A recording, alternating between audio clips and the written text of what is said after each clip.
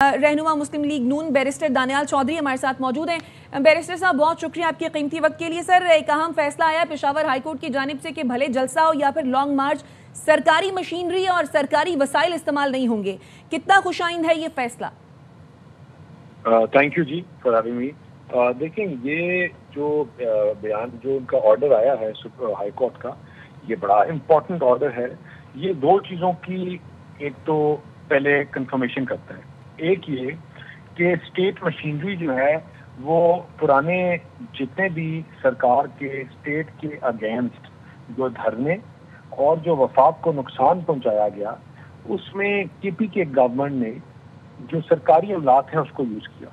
उसमें उनकी गाड़ियाँ शामिल हैं, उसमें स्टाफ पब्लिक जो गवर्नमेंट के एम्प्लॉइज़ हैं वो शामिल हैं, उसमें हैवी मशीनरी शामिल है, उसमें फायर ब्रिगेड और एम्बुलेंसेस शामिल हैं और जो डिज़ास्टर मैनेजमेंट की चीज़ें हैं वो शामिल हैं।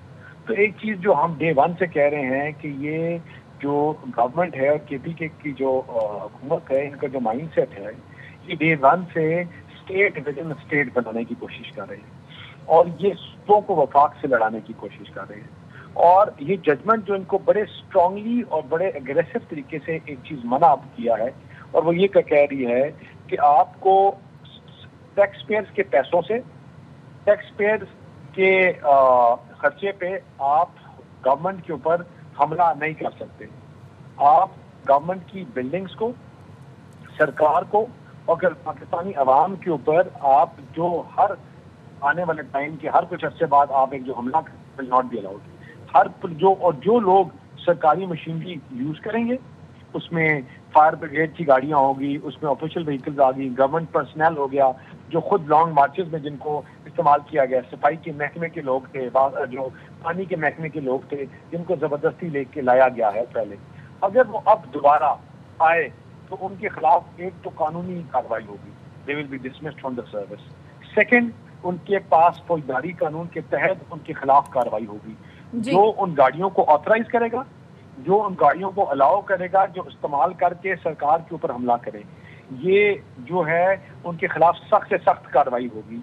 और by invoking article 4, 5 and 25 courts ने बड़ा क्लियर एक मॉरल ऑब्लिगेशन की लाइन ड्रॉ कर दी है कि जो इसमें इन्वॉल्व होगा उसके अगेंस्ट कानून शहादत के तहत कार्रवाई भी होगी और misconduct and abuse of authority की जो है कार्रवाई होगी। और उसके ऊपर बड़ी स्ट्रिक्ट उन्होंने केपी गवर्नमेंट को बांध दिया है कि in future if it is use तो they will be not spared, they will not be spared. तो आई थिंक इसके ऊपर बड़ा वाज़ेह आपकी हाई कोर्ट की भी जजमेंट आ गई है कि जो देखें, हम डे वन से यही बात कर रहे हैं कि इनकी सोच जो है ना वो जलाओ गिराओ तफरीक और नफरत की इंस्टीट्यूशन को और गवर्नमेंट के इदारों को अब गवर्नमेंट के अगेंस्ट तक दोबारा यूज करेंगे, you will not be scared for it. ठीक, बहुत शुक्रिया बैरिस्टर दानियाल चौधरी साहब आपके कीमती वक्त के लिए।